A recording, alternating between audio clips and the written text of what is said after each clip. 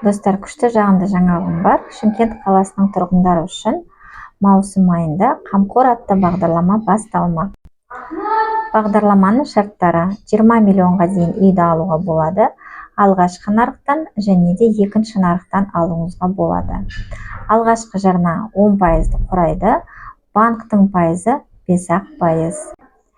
Шымкент қаласындағы пропискаңыз 3 жылдан кем болмау керек. Үйдің кезегінде тұру міндетті емес. Жұмыс өтіліңіз 12 айдан кем болмау керек. Және тек белгілі 8 саланың мамандары ғана қатыса алады. Атап айтқанда, денсаулық, білім, спорт, өнер, бұқаралық ақпараттар қызметкерлері, сонның қызметкерлері және де мемлекеттік мекемеде жұмыс істейтін қызметкерлер ғана қатыса алады. Қатысу барысында депозитіңізде міндетті түрде 500 мың теңге жату керек. Қатысатын жандарға тек сәттілік.